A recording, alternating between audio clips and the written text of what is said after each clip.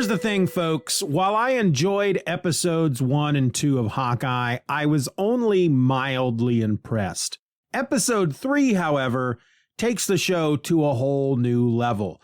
Now, when people say that, they typically mean that the show moved a level above, that it was way better now than it was before. But, and again, here's the thing, a whole new level could be a level below, meaning that the show dropped into a level of crap that it can't get out of. The question that you have to ask yourself, folks, is what do I mean? What do I mean? What is this guy right here? What does your host of The Streaming Fool mean when I say a whole new level? Am I loving the show or am I hating it? How about we talk about that very thing today on The Streaming Fool?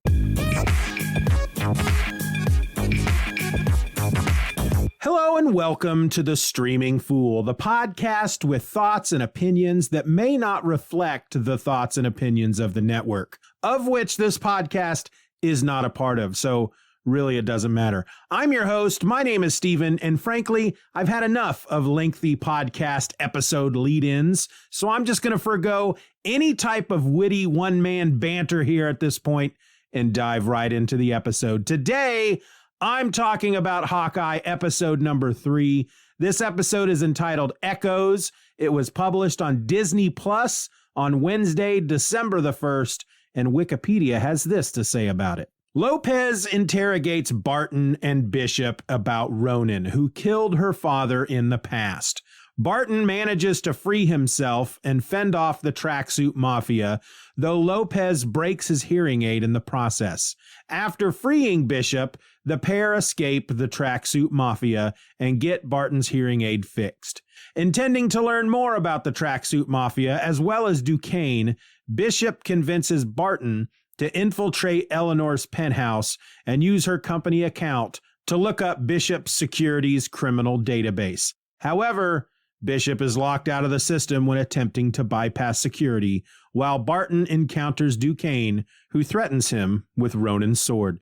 Okay, so this reminds me of one of the more important things I left out of last episode's discussion. I found out after I had finished recording and I was listening back to yesterday's episode and getting it all ready that there were a number of things that I just kind of left out of the episode. I had started to talk about certain things and then I got off track and forgot to get back to them.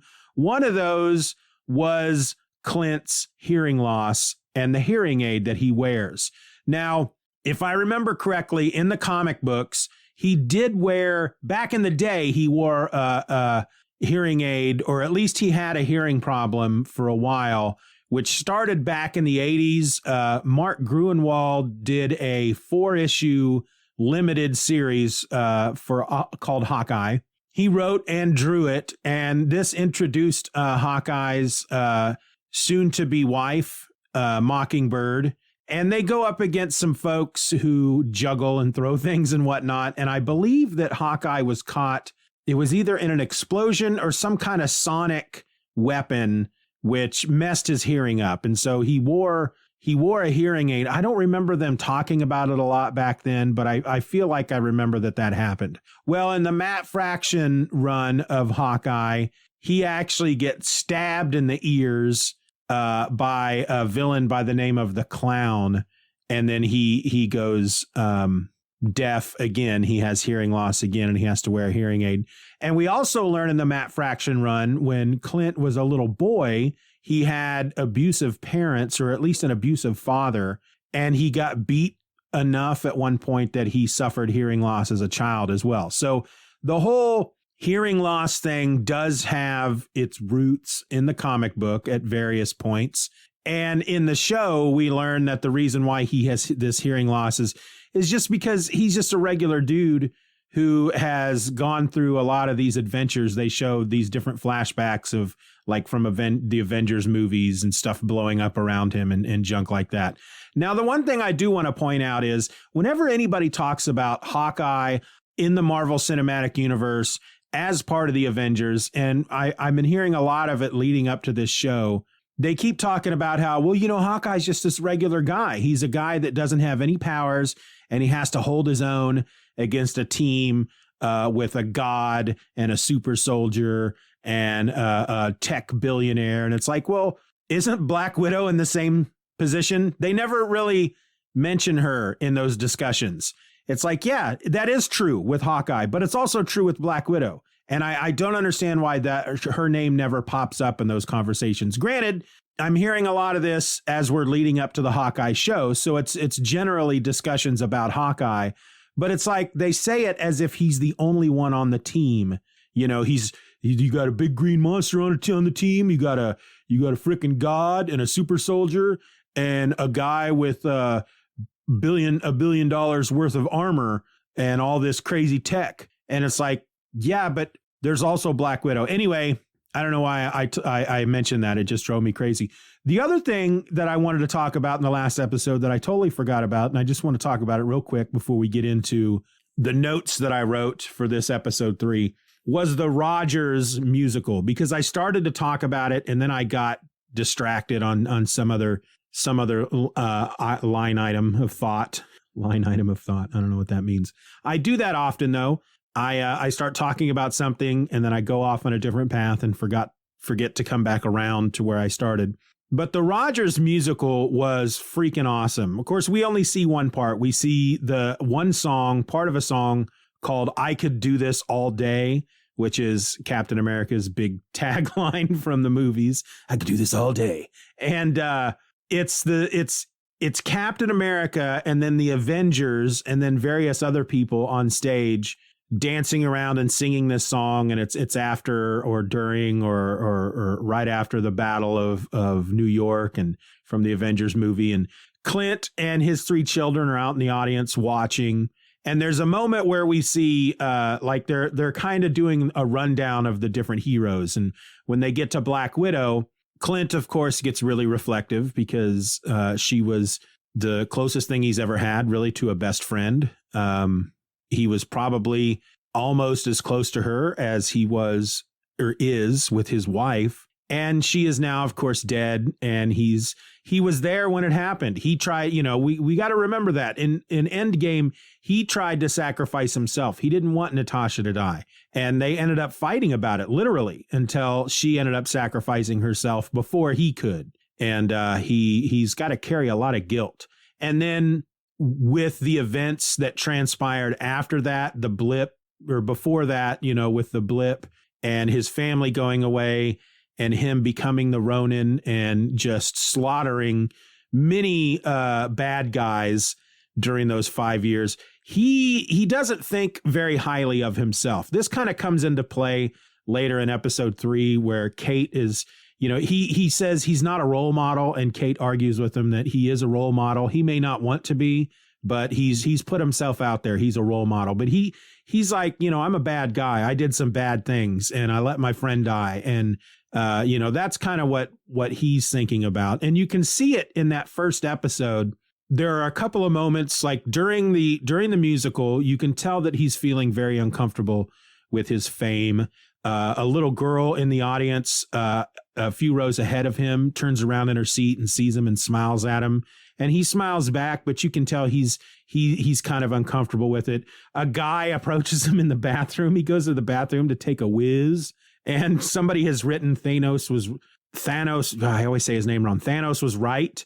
And he kind of shakes his head at that. And then a dude comes into the bathroom and takes the urinal right next to him, which is just one of those things that guys don't do. And I'm sure it's got its roots in homophobia.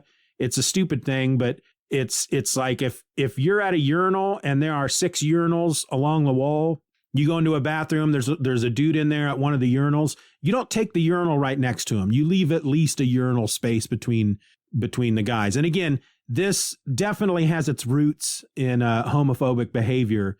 But it's something that I do myself, to be honest with you. But it's the same reason why I wouldn't sit in a chair, whether it's a man or a woman. If I go into a movie theater, for example, and there's somebody sitting in a chair in a row and they're the only person in that row sitting in that chair, I'm not going to go sit in the chair right next to them. Man, woman, child, dog, llama, it doesn't matter who is in that chair. I'm not going to take the one right next to them, because for me, it's about personal space to a certain extent. But there is, again, the whole urinal thing is steeped in homophobic tendencies.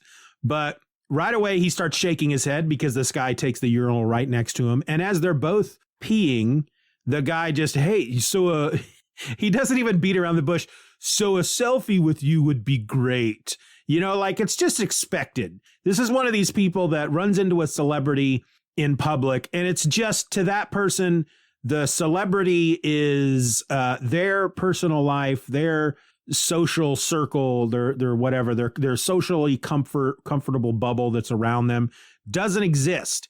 It's to this guy, Hawkeye was put on the earth to provide him with a selfie at that moment. And of course, Clint says this is not an appropriate time to ask something like that. And he finishes up, he goes to the sink, he's washing his hands, and the guy's right there behind him. Is now an appropriate time? And you can just, not only is Clint in a situation where this dude's being completely rude, again, you can kind of see how he's a bit uncomfortable about the whole fame thing. We see it again later in the episode when he's out to dinner with his kids, and the waiter comes up and says that the meal is on the restaurant. And Clint says, no, you don't have to do that. And the waiter says, yes, we do. You saved the city. And again, Clint just does not look comfortable with that. So he's kind of at a point in his life where he's coming to grips with being a famous person, being in the public eye, being somebody that is recognized. He mentions in the third episode that his job for years as a member of S.H.I.E.L.D. was not to be recognized, was not to stand out, was to be the ghost. And now, because of what happened with him helping the Avengers and becoming an Avenger, he's recognizable. Everybody knows him, and that he's having a tough time with that. But there's another moment during the musical for Rogers when, as he's watching the woman who's playing Black Widow, and he's feeling very sad about losing her. I think his daughter says something to him, about, it's sad that she's gone or something. And she realizes that he doesn't have his hearing aid in. That's when we first learn that he wears a hearing aid. And she goes, you're not even paying attention. And I don't need to pay attention. I was there. And he goes, you know who wasn't there? That guy. And he points to a dude on stage who is wearing, none of them are really wearing costumes per se. Like the Hulk, for example, is wearing a green hoodie with his hood up, and they're just going for like a simple theme-based outfits for these characters. And there's a guy wearing a T-shirt that has the Pym, the Hank Pym, Pym Industries symbol on it. And Clint even says that it's Ant-Man. He's like, Ant-Man was not there, so we don't know why he's a part of the musical. And there's a theory that was put in there because, in essence, Clint, even though to break the fourth wall, he's upset that Ant-Man is more famous or more well-liked than Hawkeye, because Ant-Man has had 2 movies and Hawkeye has had 0. So that's kind of a little play on that. And we do see in one of the first 2 episodes where Kate and I think it's the second episode, Kate and Clint are walking along the sidewalk in New York, and this little kid goes, look, Mom, a superhero. Can I talk to him? And Clint at first thinks that the kid is talking about him, but the kid runs past him, and there's a guy dressed in an Ant-Man outfit, and he's running toward that kid. Anyway, let's get into this third episode, because I gave you a little hint at the beginning of this episode that maybe I didn't like the show all that much, or maybe I did. Let me tell you, I freaking loved it. I was mildly impressed with the first 2 episodes. Episode 3 here just kicked it up another notch. And it's not because of the whole first half was very action-packed. I mean, first we open with a little bit of history on Maya Lopez, who is Echo. She's Echo in the comic books. We start the episode off, I think it's in 2007. She's a little kid. She's in school. She's deaf. We also learn later in this flashback that she has a prosthetic leg, but it's just her in school, and she can't hear, of course, the teacher up front, but she's watching everybody, and she's watching the teacher, and she's trying to read the teacher's lips and she's looking at the other students and what they're doing to kind of gauge what she's supposed to be doing based on what the teacher is saying that she can't quite understand. And she figures out that they're supposed to be writing in this writing exercise book, like on a certain page. And so she flips to that page and she starts writing. And the teacher realizes that Maya is sitting there not paying attention to her. So she comes over to her desk, kind of taps on her book, and she's trying to tell her, you're not paying attention to me. But she notices that Maya has filled out all the words in this writing exercise book, and she's done it correctly. And so the teacher kind of smiles because she realizes Maya is not as helpless as we all assume she is because she's deaf. We then meet Maya's father, who is played by, let me find this guy's name because I love this freaking dude. Zane McLaren. I love this guy. I've been seeing him in a lot of stuff recently. He was in Longmire. He was in Reservation Dogs. He was wonderful in Reservation Dogs. He was in Westworld. I love this actor. I've enjoyed every single thing I've ever seen him in. And it was really nice to see him here because, again, he's just a great actor and I love him a lot. But he plays Maya's father. And we learn during this flashback that he is a member of the Tracksuit Mafia. In fact, we learn later in the episode that he was the leader of the Tracksuit Mafia at that time. And we get a scene during the flashback where she is she's taking karate lessons and she's watching the other kids. And this is where we kind of pick up that she has these photographic reflexes where she can watch somebody do something and then she can do it. That's kind of what she was doing in class to figure out what she was supposed to be doing. And now she's in this karate class learning how to be a karate student just by watching the other kids do their thing. And her father comes up to her before her match and he's telling her, remember, it's about speed. It's not about size, because she's apparently getting ready to go against a child who is much larger than her. And as he finishes talking to her, somebody steps into frame and all we see is part of his side and his arm down to his hand. So we see a sleeve and a bit of a jacket, and the guy reaches out his hand and kind of gently pinches her cheek and laughs, and she smiles up at him. And if that is not the Kingpin, I don't know what I'm going to do if it's revealed that it's not, because I wrote it down right away. Who pinched her cheek at the karate match? Is it the Kingpin? Again, he doesn't say anything. We don't see his face, but he laughs. And I swear to God, that laugh sounded like Vincent D'Onofrio.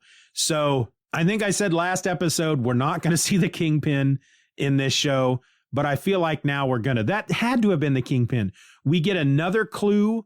And again, it may just be the people who, the TV show people, the writers and whatnot, just poking at us and taking us on a little trip. God, I can't talk. Why can't I know what I want to say. It's just not coming out. It could be the showrunners playing a little trick on us.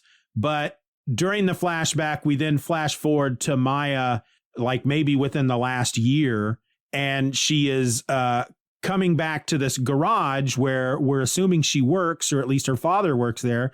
And it's called Fat Man Auto Repair. I mean, if that's not a Kingpin reference, I don't know what is. And I'm going to be really upset if they're just playing with us here, folks. I'll be upset for maybe about a minute because I'm sure whatever they will do is going to be fine with me. But it's got to be the Kingpin, right? And there are other clues. There's another clue or two later in the episode. But when she comes to this auto shop, she sees through one of the windows that somebody is in there killing folk, and it's Ronan. And she witnesses Ronan killing a couple people through the window. She busts in through a side door, sees Ronan in the office as he kills her father, and then he jumps out a window and he gets away.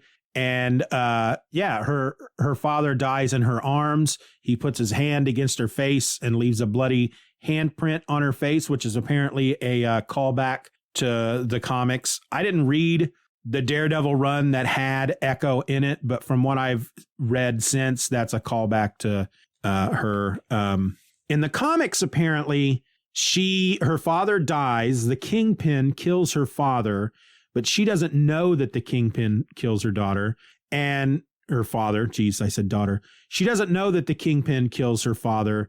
She just knows that he was murdered. And apparently her father, who is called Crazy Horse in the comics, he asks the Kingpin to raise her, or, to look after her. And she, at that point, she thinks of the Kingpin, until she learns the truth, she thinks of the Kingpin as her father. And she refers to him as her father in the comics. That's the way I understand it. But so now we know why Maya Lopez is so interested in catching Ronin, because Ronin killed her father. So when we get back to the present, we have Clint and Kate duct taped, their hands duct taped to these little kids' rides. Those little rides that you'd see outside of a grocery store, like she's sitting on a rocket and he's on a unicorn, and you put a quarter in it and the thing rocks back and forth. That's what they're sitting on. And the Tracksuit Mafia are just, they've got both of the little machines running. So both Clint and Kate are just rocking back and forth on these little rides. And the time ends and the ride stopped moving. And right away they're like, "Oh, we need more quarters. Go get us some more quarters." And Clint's like, "Great. We're going to keep this going." Well, finally Maya comes down from the office and she starts grilling them. She wants to know how, first of all, why Clint Barton is there, because obviously they know he's Hawkeye. And he had told Kate at one point, they get kind of a moment there where Maya turns away and she's using sign language. She's using sign language to talk to her, like, number 2, a guy named, I wrote this down, Kazi. And Clint kind of leans toward Kate, because Kate's like, I know you're upset at me, but you have to admit that I did the right thing here. And he says, "I was just about to clear you, to remove you, any thought in their minds that you might be Ronin. And then you come crashing in here and you've ruined it." And so Maya starts grilling Kate, and she starts choking her. And Clint uses this opportunity to escape. And then there's a big chase throughout this warehouse. It looks like it's like a toy store, because there's shelves all over, empty shelves. There's a couple of toys on them. And I think there's even I saw a still where they're standing in front of a sign that might have said KB Toys, which was an old toy store in local shopping malls here in Kansas. But maybe they had full stores in New York back in the day. But Kate manages to escape. There's just this great freaking moment where Clint and Maya start fighting, and they end up in the office in this store. And the office is up on a second level that overlooks the rest of the store with these big windows. And in the office, Clint finds his bow and his quiver of arrows. So he snatches them up. She has Kate's bow and arrows also in the office. So she grabs Kate's bow and they start fighting. And he knocks her down, and then he jumps out of the window. And as he's leaping through the air, he fires an arrow that cuts a little groove into Kazi's cheek, who is standing next to Kate. But more importantly, the arrow lands right between her hands, which are duct taped together, and rips the duct tape and frees her. And so then they escape. They steal a car outside in the parking lot. She wants to take this really awesome looking 72 Charger, which is straight out of Matt Fraction's run, Matt Fraction and David Ajaw's run. But Clint doesn't want to take the Charger. He's like, "I'm not going to smash up a 72 Charger." And he takes this like old 4-door sedan. Now, keep in mind at this time, while he and Maya were fighting, his hearing aid was knocked out of his ear, and then she accidentally steps on it, Maya does, and smashes it. He's able to grab it on the way out, but he can't really hear anything. And so there's this really awesome car chase through the streets of New York where Clint's driving and Kate is firing various trick arrows at the Tracksuit Mafia, who are in different vehicles, one of which is the 72 Charger. One vehicle is a big moving van. Apparently one of the fronts, the legitimate business that the Tracksuit Mafia uses is a moving company called Trust-A-Bro, which is just freaking great. But the chase scene was amazing. A lot of it was shown from inside the car. There was like a rotating camera in the back seat that just kept rotating 360, and it was freaking awesome. But they end up on a bridge, and there's one of the trucks is coming at them. It's going to run them over, and it's over on the other end of the bridge. He tells Kate, he hands her an arrow. She had gotten her bow from Maya. He hands her an arrow, and he says, fire this at the truck, but above the truck, shoot it in the air so it comes down on top of the truck. And she's like, this is just a regular arrow. What is this going to do? And of course he doesn't hear her, but she does it anyway. He's like up in the air, shoot it. And she fires it in the air. And as it gets above the truck, he knocks an arrow, and we see on the arrowhead that it says Pym on the arrowhead. So it's like an arrowhead full of Pym particles. He fires it, hits her arrow. It makes her arrow turn into a giant freaking arrow, like a freaking telephone pole, which immediately flies, just drops like a stone and goes through the back of this truck. It was just the most wonderful thing I've ever seen. Recently anyways. I almost cheered out loud when I saw that. It was great. It was a great idea. I love stuff like that. I love when they can come up with really clever trick arrows that do fun stuff. And that was great. I did notice, because a couple of the arrows she fired, like the first one she fires, she hits the windshield of this truck, and it just opens up, and like a goo comes out and just starts expanding. She jokingly refers to it as a Play-Doh arrow, not error. Play-Doh error. Geez, I keep doing it. Play-Doh arrow, but it's purple. And then another time she shoots an arrow into the charger, and it's a gas arrow, and the charger starts filling with gas, and it too is purple, which is Clint's color. So yeah, they escape. There's a moment where Maya is talking with her second in command, Kazi, and Kazi's basically telling her to chill. He's like, we're supposed to be keeping a low profile. What would your uncle think about this? And this is where I'm like, who is her uncle? Who is her uncle? Is it the Kingpin?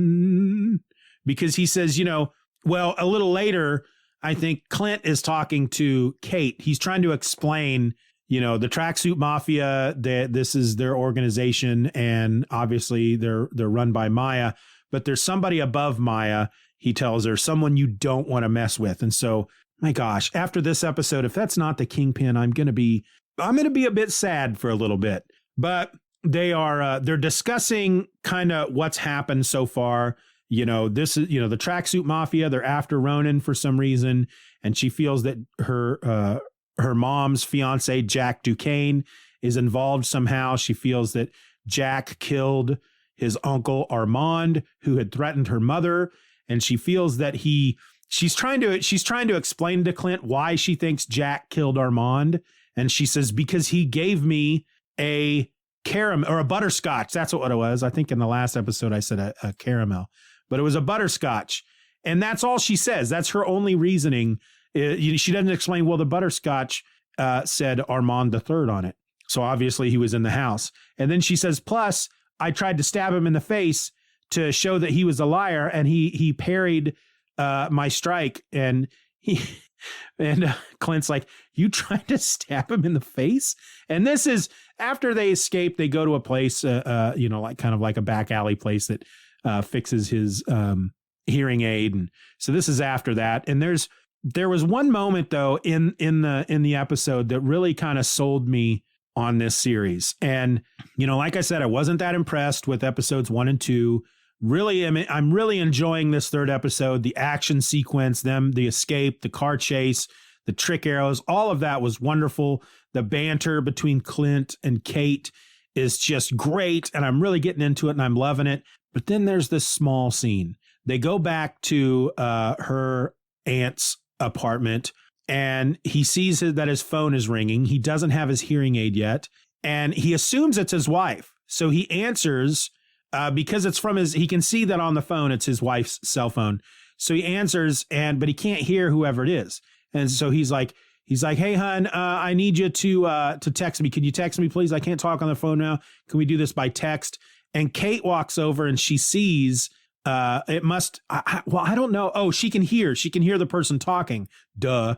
And so she writes down on this paper, she says, it's a little boy. And he realizes it's his son. So he starts talking to his son and he's like, what's wrong? What is mom okay? Is everybody okay? And you can kind of hear his son talking and he's like, everybody's asleep and I'm really bored. And so she's kind of trying to write down what the boy is saying so Clint can talk to the kid.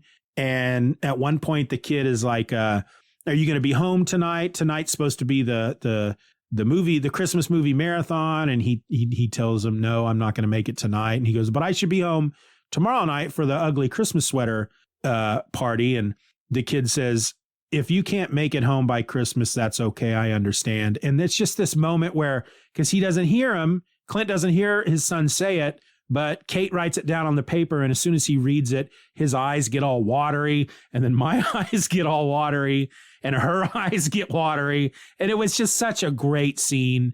And I think it helped form a bond between Kate and Clint. I think, I don't know. I think it helped bring them together just a little bit more.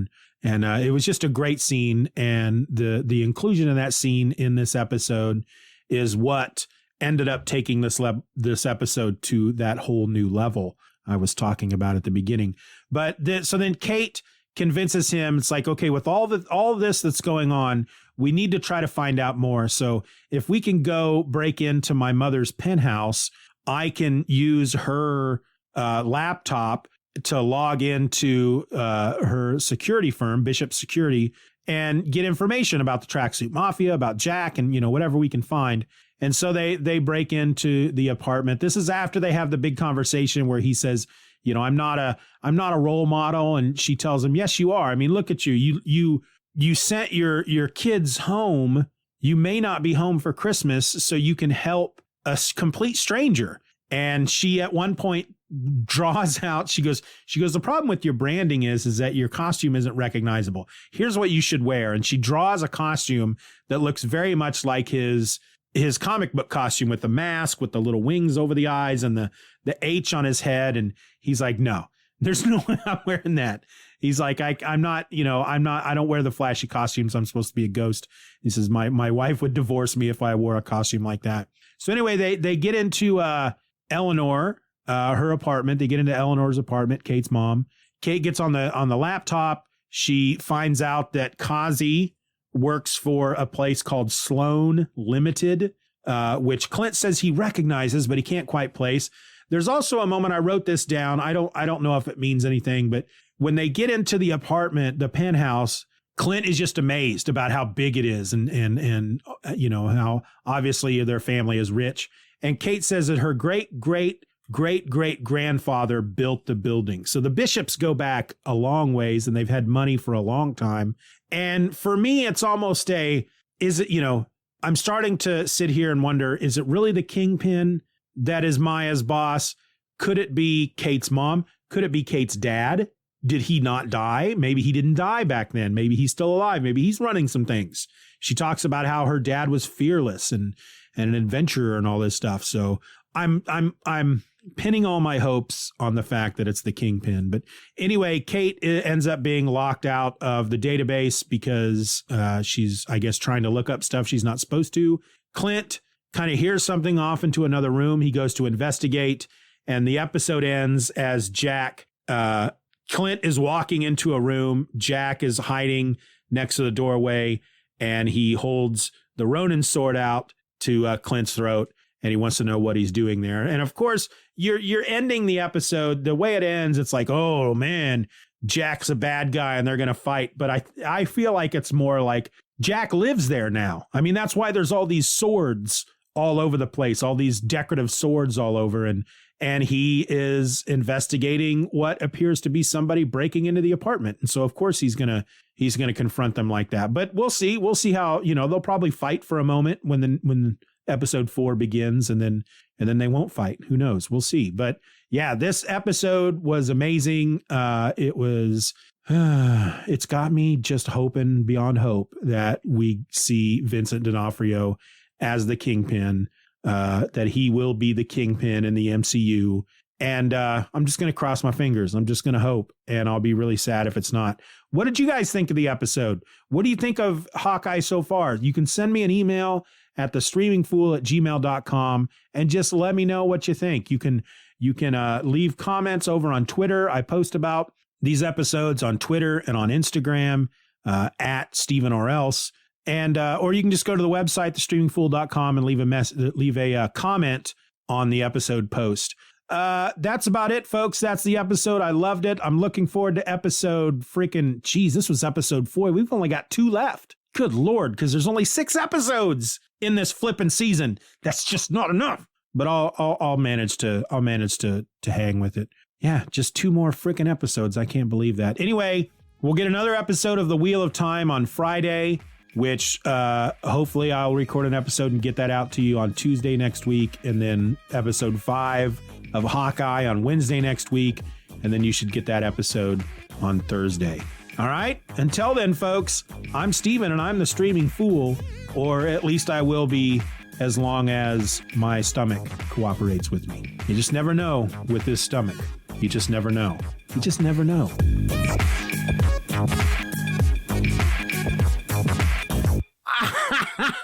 That was dumb.